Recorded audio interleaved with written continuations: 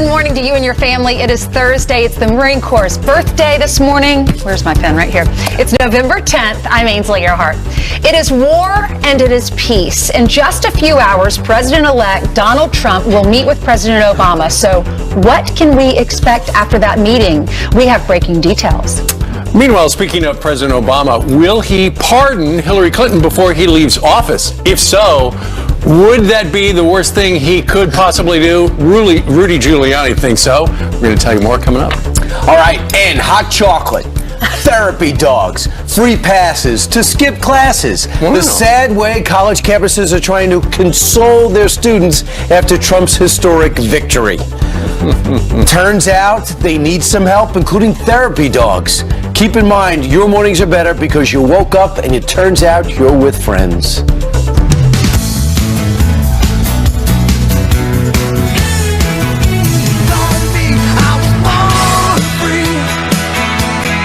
Sings up the Avenue of the Americas. You're looking at Radio City Music Hall here in the heart of New York City on this 10th day of November, which is the 241st anniversary of the start of the Marine Corps. Oh, we're all wearing them. Super fun. Nice. Yeah, we'll be celebrating the birthday of the Marine Corps as we always do with tradition. And Steve, you were pointing out Radio City. This is Christmas show time. Yeah. And if you listen closely, you can hear the Robert Davi.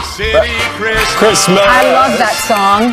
Robert Davi, he comes in here and he says, York City, Christmas. Oh, no, the election is over. Right. Veterans Day's tomorrow. Yep. Christmas is around the corner. Thank goodness. See, I'm not really looking forward to Christmas because of the whole shopping thing. You know, I just think there's way too much emphasis on people needing gifts from me. So I just think just don't do it and be a Scrooge. I just get credit cards. Give me your credit card and I'll do the shopping for you gladly. Well, Donald Trump's going to get a present from the president today.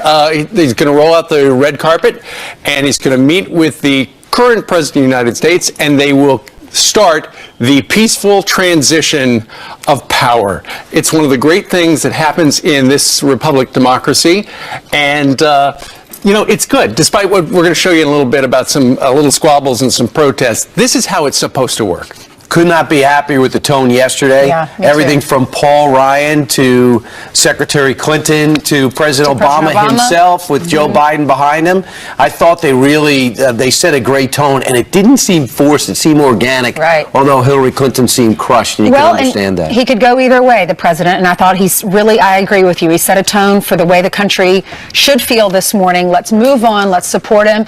And Donald Trump's team has put out a tweet this morning. They have a new Twitter handle. It's @Transition2017. And the tweet said, working together, we will begin the urgent task of rebuilding our nation and renewing the American dream. Join us at greatagain.gov. One thing about Donald Trump, he has shown he could make the transition when he's ready. He was ready the last 3 weeks just to be flat out on message, reading the prompter, getting it out. He knew what cities to hit. He knew how to do it. He knew how to focus and when he had to after the first debate.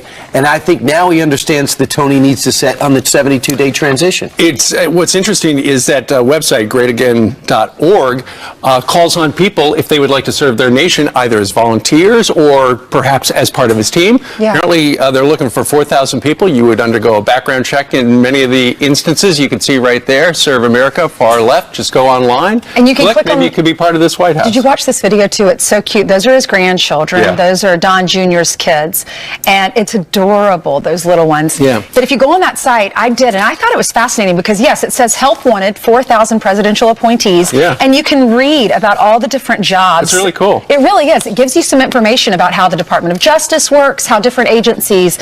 He's going to have to hire a lot of people. So I hope he has a good team behind him. I didn't realize what goes in, what you have to do to prepare. Well, the official transition team moved into an office just a block from the White House yesterday, and what they're trying to figure out, and they're going to start coming out with a bunch of 2-page memos, what they will do on the first day, what they will do on the first 100 days, and what they will do in the first 200 days.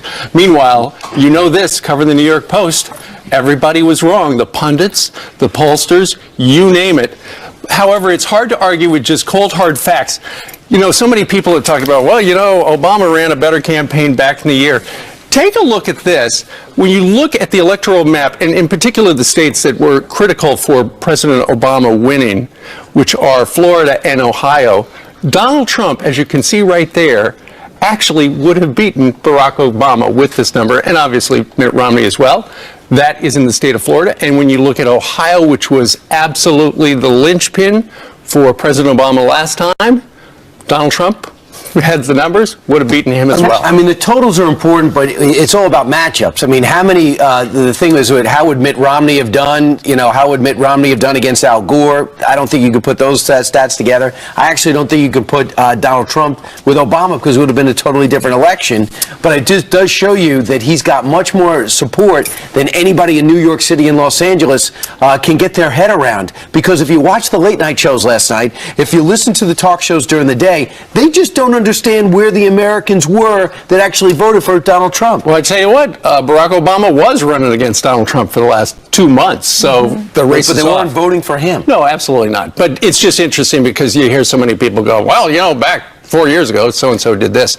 Meanwhile, as they plan the transition... Just a quick thing. I just want to, just on that note, a lot of liberal columnists are writing about what's going on, and especially the Daily News. Steve, you held up the New York Post, and they've been pretty much in support of Donald Trump and giving him a shot. The Daily News has not. It's been a cartoon against him, and they've totally pulled back their rhetoric, at least for a day.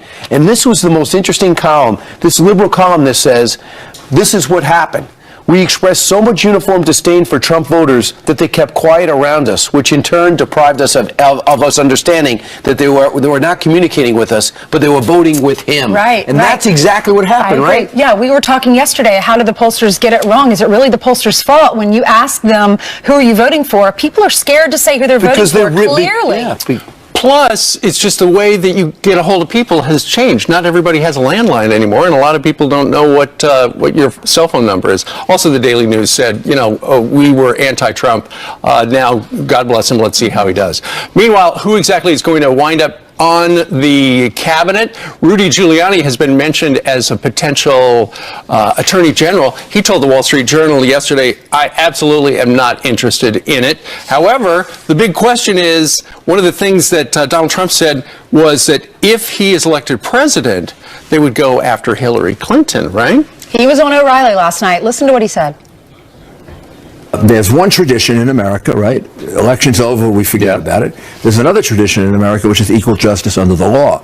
And it would depend on how bad the violations are. And there has not been a So you'd have to take a fresh look. Well, the FBI is still investigating the Clinton Foundation. And Obama's going to partner before he leaves. Then that will seal Obama's legacy as one of the worst presidents. I don't think so. I disagree with you there, because his base, Obama's base, would want him to do that. It's almost like the Ford-Nixon situation. Then he should also pardon the sailor who's spending a year in jail taking pictures in the submarine.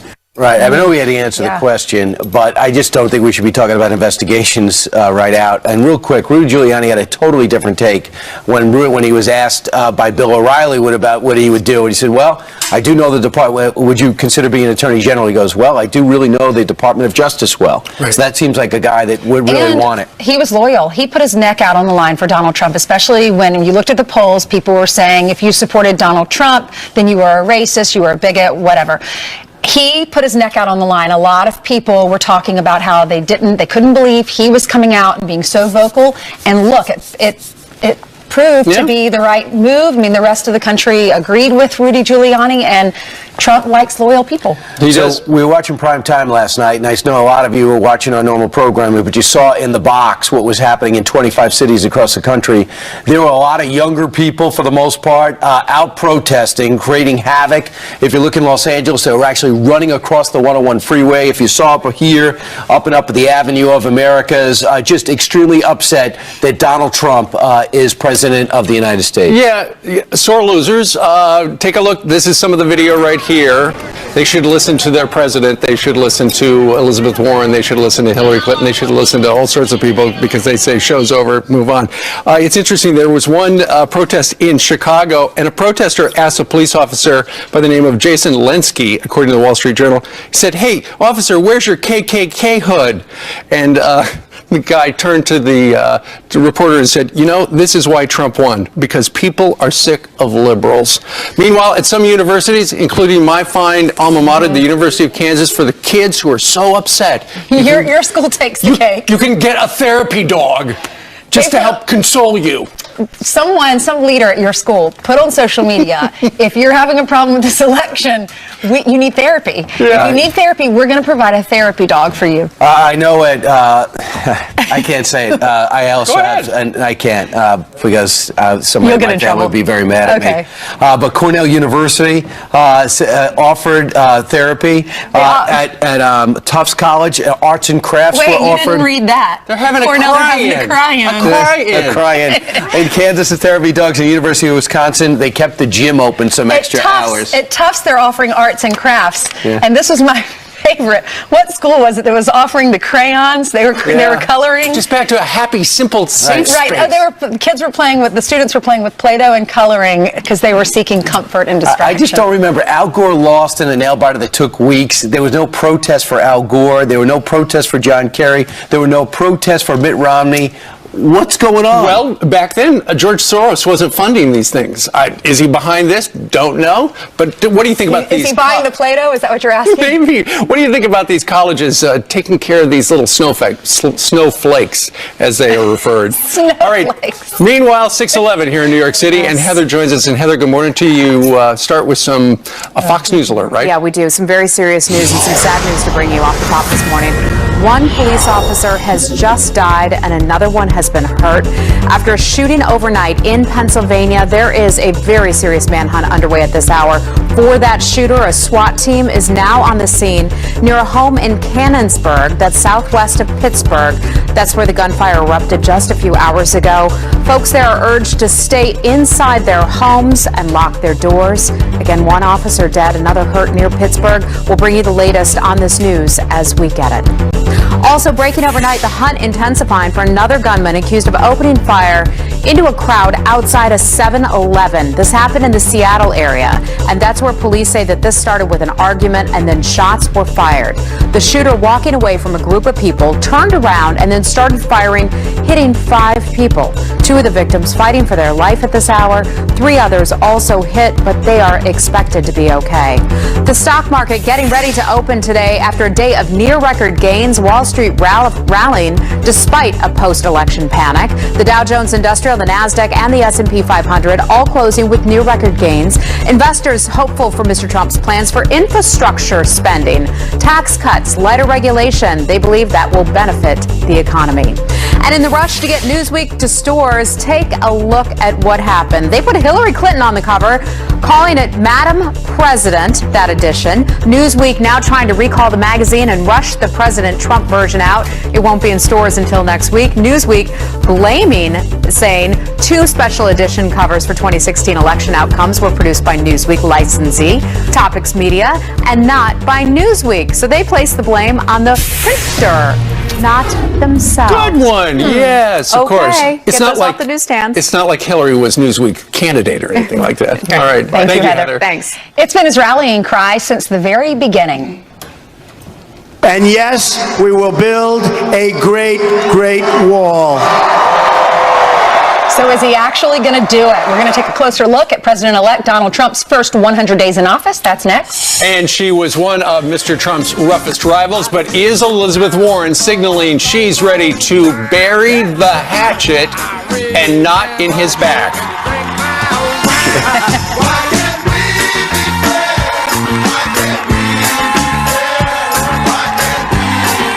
President-elect Donald Trump's first days in office. Here with some projections.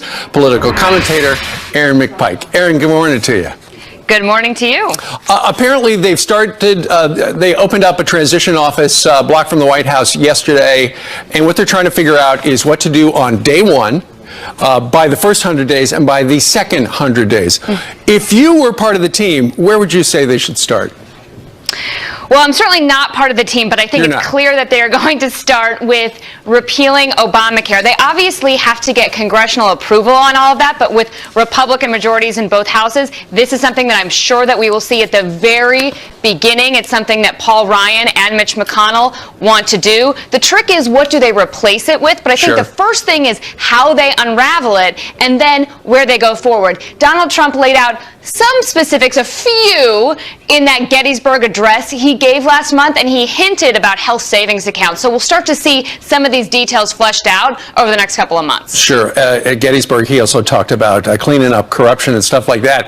Apparently, according to the Wall Street Journal, this transition team is trying to figure out how Trump can quickly build the wall and deliver on that campaign promise, which, everybody was chanting throughout the rallies. Would he need congressional support to build the wall? He absolutely would, and this is one of the things that we have seen Senate Majority Leader Mitch McConnell throw a little bit of cold water on. He's talked in the last couple of days about some of what he wants to do, and he does want to get at border security. Okay. But I think we've seen a number of Republicans in Washington say that that wall is not going to happen. Well, that would disappoint a lot of people who voted for Donald Trump. It would. And it would. Whoever stands in the way is probably going to have hell to pay. Meanwhile, let's talk a little bit about some potential cabinet picks. Newt Gingrich has been mentioned. Where might he go? I have heard Secretary of State for Newt Gingrich, very interestingly. I think what we should be watching for is Attorney General.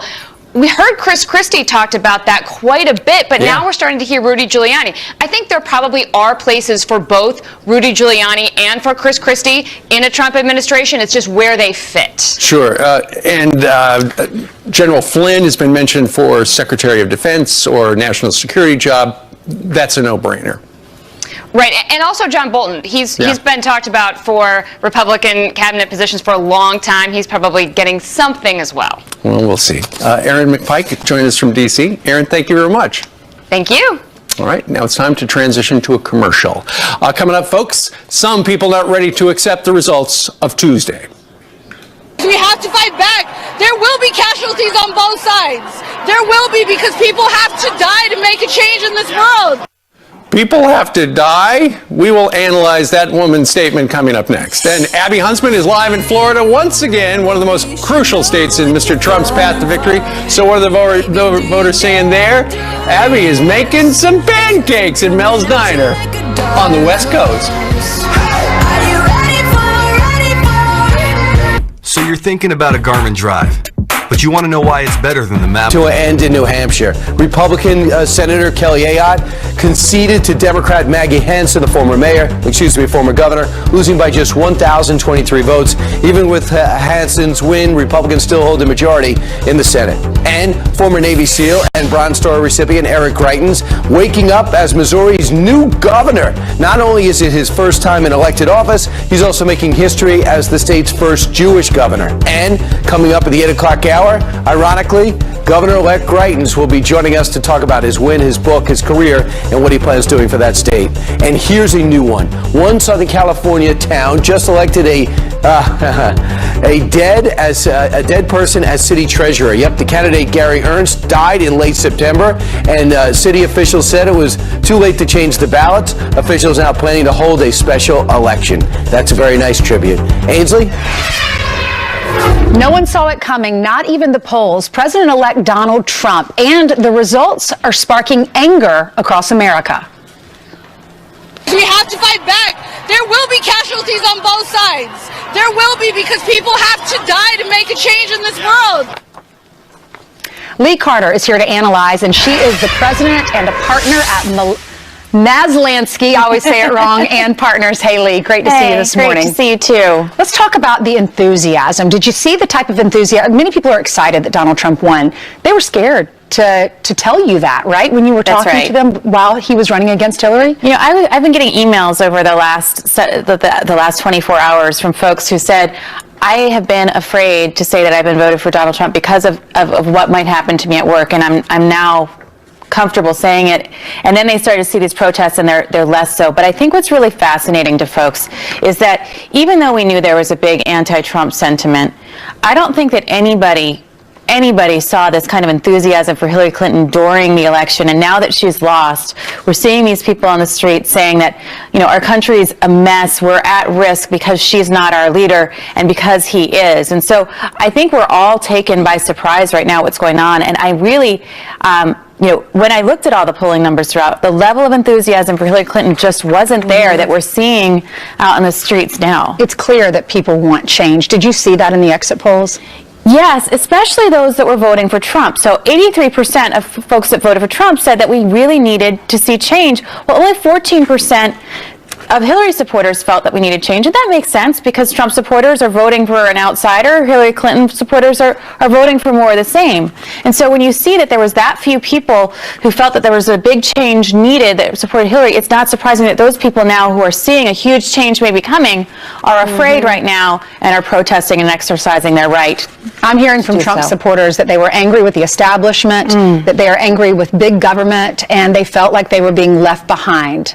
Did you find that to be the case? Yeah, absolutely. Those that were angry with federal government, 77% voted for Donald Trump. Only 18% there voted for Hillary Clinton. I think, again, you can see why the anger, they were angry with the federal government. They voted for change. Hillary Clinton, they're not angry with the way things are. They wanted things to stay the same. Now they're seeing change. And again, you can see that anger coming out. What are folks saying about honesty and trustworthiness? Which candidate? Now, this really surprised me because in the poll day, leading up, we saw that there was a gap. Trump was seen as less honest and Trump was seen as more honest and trustworthy as Hillary Clinton. This is pretty significantly the same. If you see the people that said yes, it was 36% for Hillary Clinton. It was 33% for Donald Trump. Very, very, very similar what you're seeing there within the margin of error. So I think what we saw is that neither one of them was honest and trustworthy. But the question that people had was, so why do you not see them as honest and trustworthy? With Hillary Clinton, the question is, I don't see her as because she's corrupt, because she's hiding things with emails. There might be some criminal things. Is Donald Trump honest and trustworthy? It might be about his bombastic views. And so one might be more forgiving than the other, although both of them really had high numbers there. Really? Yeah. Because James Comey came out and he was saying she said she didn't send classified information, yet she did. She said she only had one device and she didn't. So I understand why people didn't think she was trustworthy or honest. Donald Trump, I remember talking last week saying he's so honest. He even got up there and said, I'm supposed to keep the peace. I'm supposed to read the prompter. Yeah. He's so honest. He is so honest, and his supporters, that's one of the things that they love about him. But people who are critical of him are looking at things like his tax returns, or looking at things like, there were things he said, well, I didn't do that, whether it was about the support for the Iraq War. So people are very, very critical in saying that there were things that seemed like he was saying this and then meaning this. Right. And so, but that's a very different kind of honest and trustworthy than saying somebody might have intentionally either committed, perjured themselves or something. That would really be felony charges if that's what you believe. So you're looking at degrees of honest and trustworthy. And those that didn't think that Hillary Clinton was honest and trustworthy, they had some pretty severe concerns there. Thanks so much, Lee. Great, anytime. Coming up, illegals are outraged that Donald Trump has been elected president of the United States, and this morning they have a plan to defy deportation. And the invisible voter helped deliver Mr. Trump a victory. So what are the votes saying this morning? Abby is back at Mel's Diner down in Fort Myers, Florida. Abby? Thank you. We're here. We're back at Mel's. We had to come back. We're talking politics. We got some fresh squeezed Florida orange juice, some coffee. How do you guys feel about the election today? Yeah! Got a lot more coming up. You're going to want to stick around. But first, I want to wish a very happy birthday to one of our favorites, Miranda Lambert. She's turning 33 years old today, also a dog lover. Happy birthday, Miranda. We'll be right back.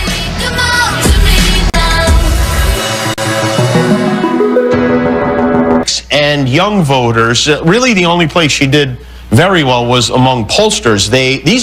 All these polls we read, ABC, NBC, CBS, Fox News, Washington Post, Bloomberg, Reuters, they all had Hillary Clinton ahead. They were all completely wrong. Nate Silver has been downgraded to Nate Bronze from now on. The only poll that got it right was the LA Times. But even that, predicting who's going to be president is like these people who tell you they know what sex your baby is going to be. These women who are like, it's a girl, I'm telling you. Well, yeah, there were only two choices, so it's not exactly elite. Give me some lottery numbers to win, we'll talk. But anyway, we thought we were having a girl, and we got a boy instead last night. Well, he's right about the polls. The most accurate one was the USC LA Times poll. But what's interesting is the head pollster didn't even believe the results of his own poll and came out and said, she's going to win a landslide, which of course she did not. By the way, if you watch Stephen Colbert, he has 15 minutes. He does not think a single one of his viewers voted for Donald Trump. He actually acted as if we were attacked by a terrorist. That we all can agree that this was a terrible day for America. Even Jimmy Fallon said, I'm here to make you laugh. I know you had a tough day yesterday. I'm saying to myself, are you kidding me? Would Carson have done that? With Steve Allen in the past? You just said this is what I won, and then make fun of that president for the next 4 years. Yeah, not smart to do that because you isolate a lot of your viewers. That's why God invented the remote control. This is true. Just so you can change the channels. Right. Well, it was a key state in President-elect Trump's path to the White House. So what do voters down in Florida think of this historic victory? Well, a couple of days ago, we saw her at Mel's Diner in Fort Myers, and she's back for breakfast. Hey, good morning, Abby Huntsman. Guys, they even gave me my own name tag, so I'm pretty official here at Mel's Diner. I'm pretty excited about that. We're here talking politics this morning. Sir, what's your name? Daryl. Daryl, and we talked the other day, and you were saying how you've been to a number of Trump rallies. Are you surprised at what the results were? Yes, because there were so many people there, 15,000 people, and 200 or 300 at hers, and it just didn't add up that she was ahead. And so I thought that she would not have enough. Yeah. And I see your shirt, sir. How old are you? I'm 18. I turned 18 in September. So first-time voter. Yes. He's going to deregulate, which businesses then can thrive and make jobs. I'm really happy about the immigration stance. There's so many things. And this young man just mentioned Common Core. I'm a former teacher. I can't tell you how reprehensible I think Common Core is. It's the worst. So I'm just happy about all of it. I can't believe we're here. I can't believe we're past Election Day, and you guys were here as well. What's your name? Yes, Jeanine. Rooney. Are you surprised at what happened? I'm from Buffalo, New York. Buffalo, New York, and all the way down in beautiful Florida here. That's right. How you feeling today? Right. I feel absolutely great. Donald Trump is the best. And look at the obstacles he had to overcome. And Fox News is the best. The other media is so biased. I can't believe it, but we're too smart. We saw through it. You did. You said that the other day. You guys were convinced he was going to. We've got a lot more here, you guys. I'm going to pass it back to you. But we're going to keep talking to politics, right? We're going to have a good morning. So come back and talk to us soon. Abby Huntsman, who's working the counter there at Mel's in Fort Myers. Abby, a quick question for you, just because you've been going back and forth with the coffee pot for the last couple of days. Have you made any tip money? Yes. A little? Yeah. A little tip money. Yeah, she's nodding her head. Well, you do, but I love the regulars. I remember Ronald Reagan was president. That's when we realized we had to declare our tip money as taxes. Oh, when right. we were doing that. Yeah. Hey, by the way, tax reform. Yes, because it used to be just stick it in your pocket, making $2.35 an hour. The good old days. I got to tell you, with Thomas Jefferson and the Tripoli Pirates, it went #1 again yesterday. Oh, that's great. Tomorrow I'll have a chance to go back to Florida, where Abby is now, see if she's still there, in Sanford, right outside Orlando. Then the Villages the next day. That's this Saturday at 11 o'clock. Tomorrow night I'll be there at 6:30, and then Dayton, Ohio next week at Books and Company, and in the last stop will be December 9th in Jacksonville, Florida at the Ritz Theater and Museum. All right, so go to BrianKilmeade.com to find out the times and more specifics, right? Exactly. Okay, Yeah. congratulations. We're proud of That's you. wonderful.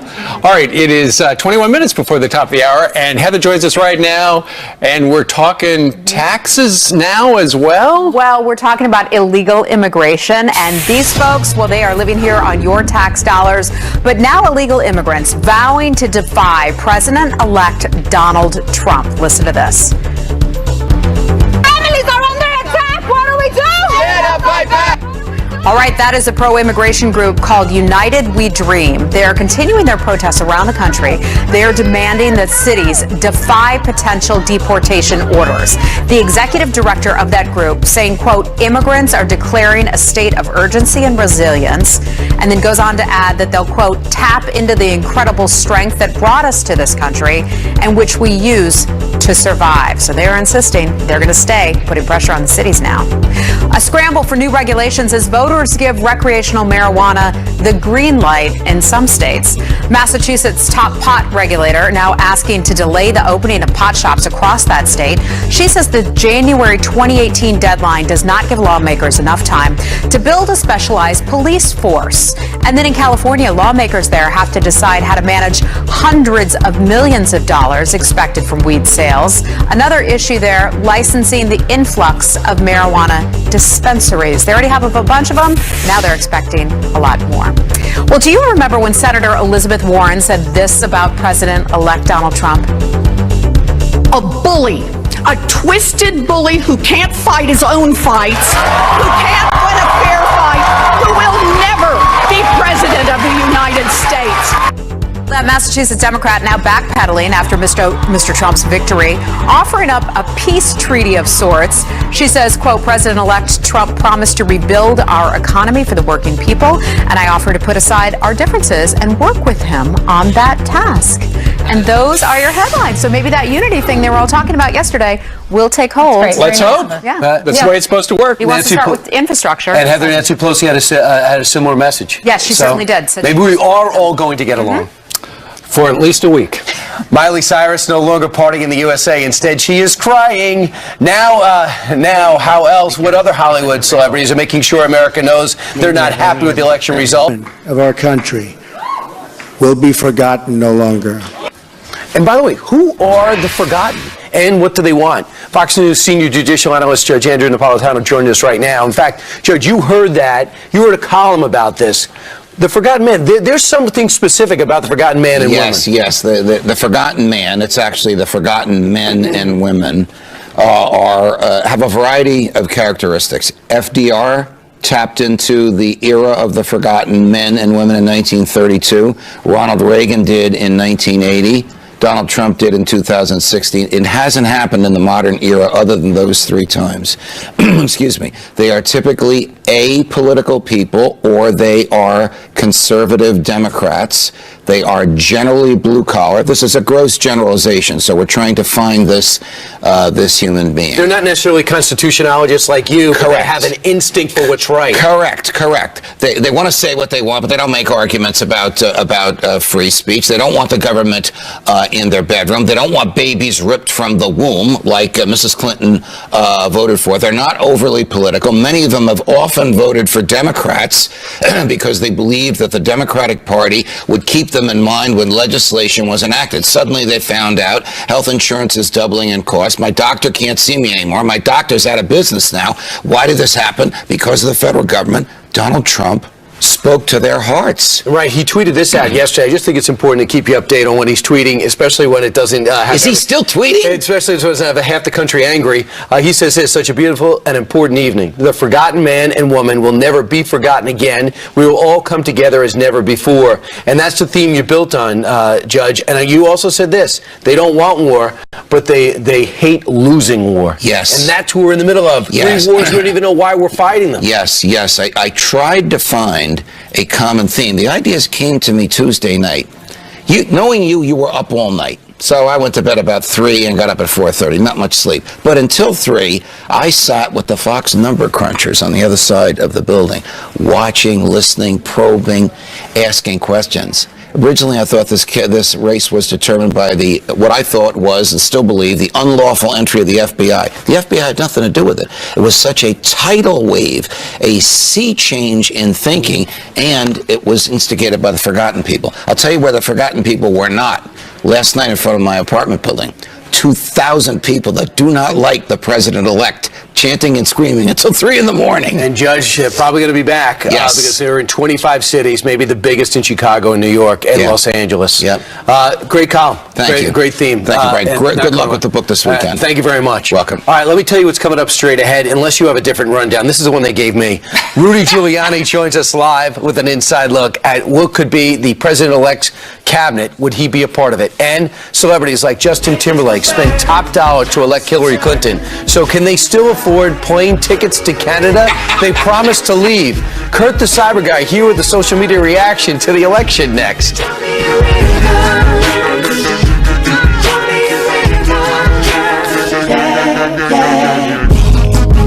They say that some things are better left. Your family, it's November 10th. I'm Ainsley Earhardt. Pass the olive branch, please. In just a few hours, President-elect Trump will meet with President Obama. So what can we expect? We have brand new details. Speaking of President Obama, will he pardon Hillary Clinton before he leaves office, even though she hasn't been charged with anything? Rudy Giuliani just walked into the studio. He's right over there. He's got a great big smile. He says, apparently he's going to say it could be the worst thing a president could do. Rudy, here on the couch in 90 seconds. Why is he happy? The Yankees signed a free agent? What's going on? I have no idea. All right, hot chocolate therapy free. College officials are trying to console their sad students after Donald Trump's historic victory. Let's give each other a collective hug and just simply say to yourself, you're watching TV with friends. How does that work?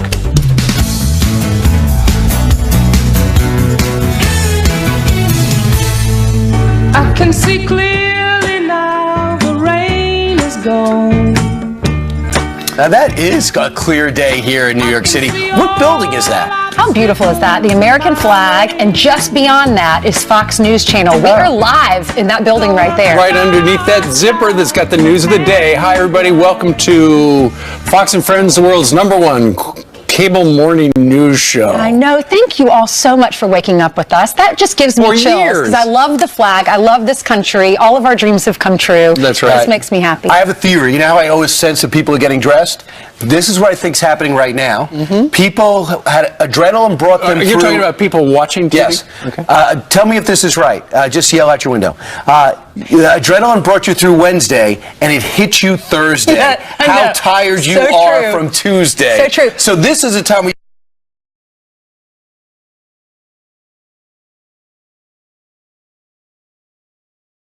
you say to yourself, did I outdrink half of America?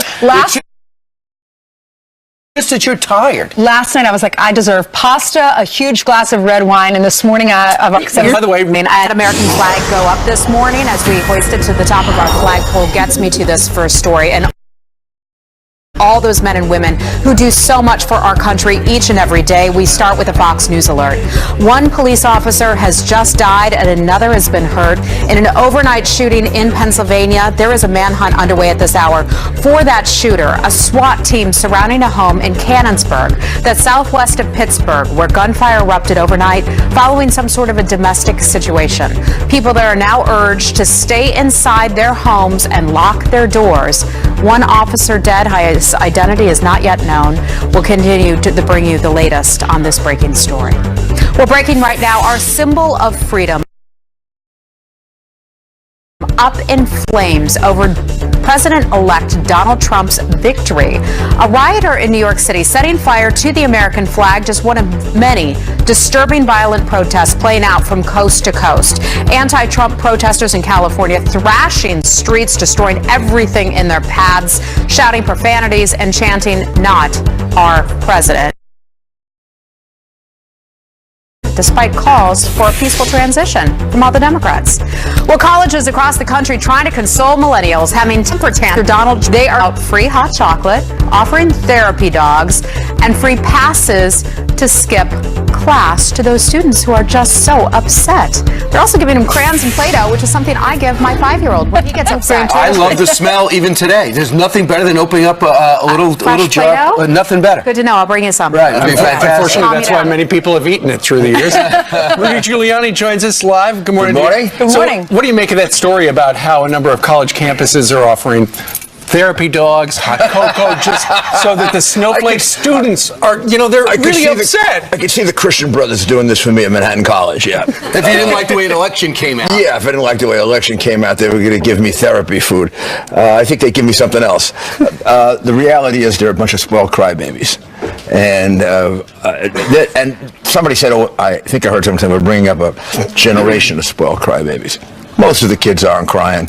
Most of the kids are going to class. I speak at a lot of college campuses, and what I find is, and this might be a somewhat heartening fact, we are growing up a slightly higher percentage of conservative students now than we used to, because they're rebelling against the professors. And if you're looking at the real left-wing loonies on the campus, it's the professors, not the students. So these are the ones that are probably more influenced by the professors than the other students who are starting to realize I got to get a job when I leave here. And my friend who graduated last year had to take a job for half of what I thought I was going to make. Right. The message Donald Trump got through a lot of them. A lot more than you think. You know, this election, it's a prime example of how liberal professors, they're allowed to come out and say, we don't like Donald Trump, but you don't ever hear some conservative professor coming out and saying this, you shouldn't be doing this. I imagine if you wore a Donald Trump button to your philosophy class, if you taught philosophy, they'd probably That's try why to the polls fire were you. wrong. Yeah. Mr. Mayor, I know how you feel, but if you're Donald Trump and you want to be president of the entire country, can you afford just to say crybabies, or should you find a way to listen? Well, you should find a way to listen and talk about it and say to them, look, you're overdoing it. Take a while and evaluate my presidency a year from now. My advice to Donald would be to say that and say, look, calm down. Things are not as bad as you think. Give me a year, and I think you're going to find you're living in a much better country than you're living in right now. If not, I don't know, you can go cry then. Well, you know, the message from the President of the United States yesterday was, look, you know, we're all in this together. Let's get behind him. Hillary Clinton had the same message. I have no objection at all. I mean, this might be the first time in 6 months I said this sitting here. I thought the President handled himself with dignity and professionalism yesterday. And I've always said this about President Obama, despite my deep disagreements with him. He's always been a gentleman. And he conveyed that yesterday at the right moment. And I thought Mrs. Clinton, given the enormous emotional, I'm sure, upset that she has, I've lost an election. I know what it feels like to lose an election. Handled herself with dignity. It's not that. What you saw there is not their fault.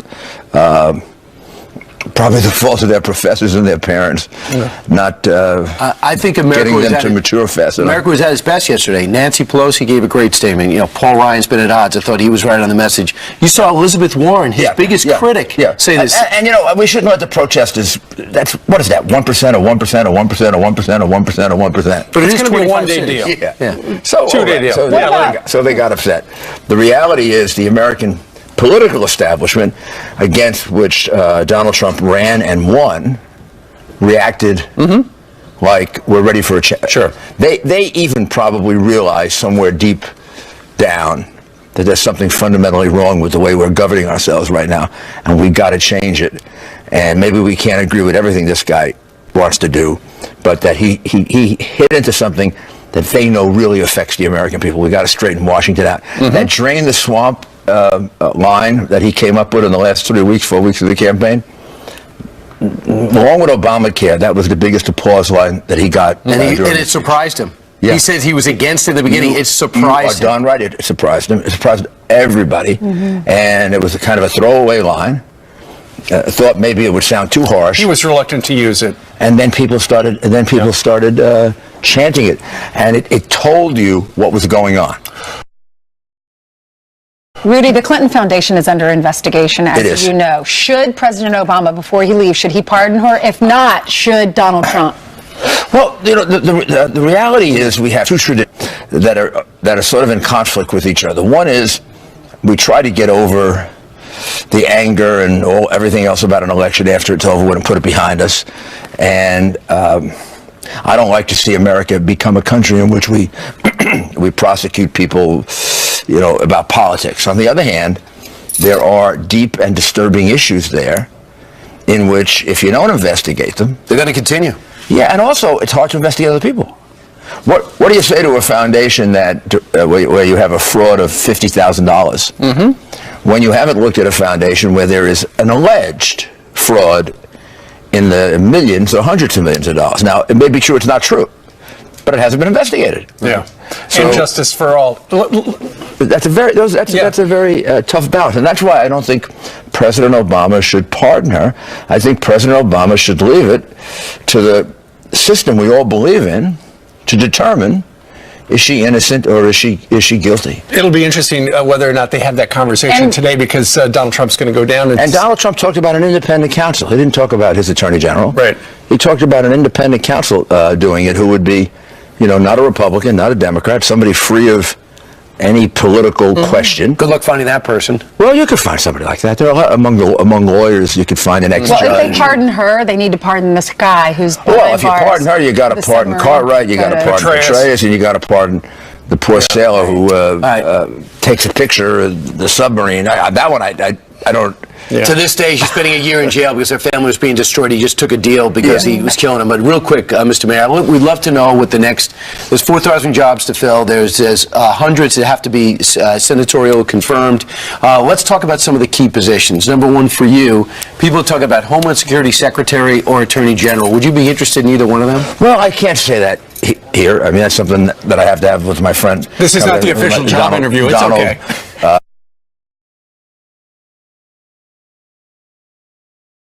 Donald Trump. It depends on a lot of things. I am extraordinarily happy in what I'm doing. I'm a partner at Greenberg Traurig. I run my own. I try on security. And you can't find a happier guy. But you're about service, and if you wanted to be mayor, if you wanted to be rich, you wouldn't have been mayor. And the jobs you took were never for the money. It isn't about being rich. It's about enjoying what I'm doing. Sure. I'm comfortable enough now. I can do whatever I want. Thank God. But the reality is, it would be about, do I want to give up what I'm doing and all the people I'm training and supporting and trying to figure out a solution to cybersecurity? I've got 4 big deals on the line to do that. I'd love to be the person that comes up with the solution to cybersecurity. Sure.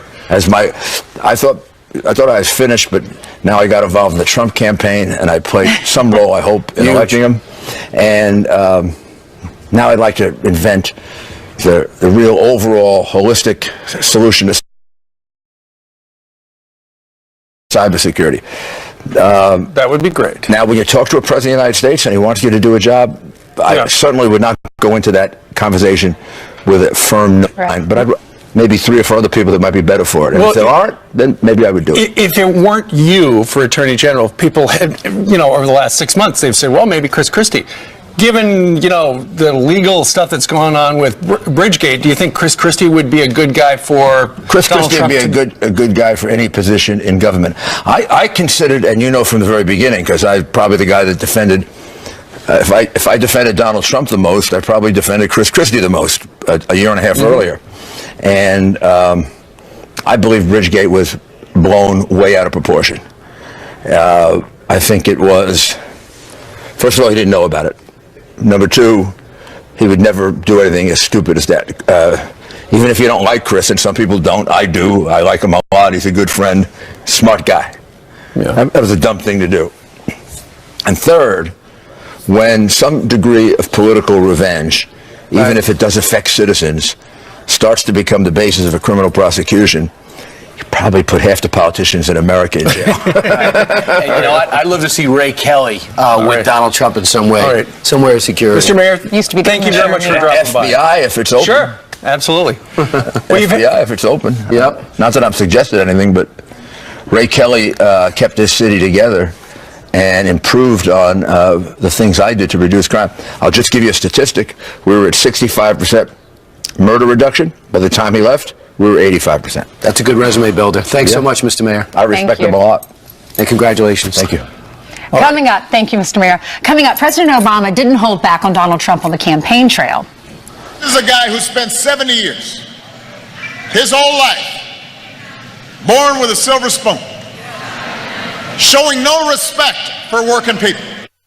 So how will their one-on-one meeting in the Oval Office go today?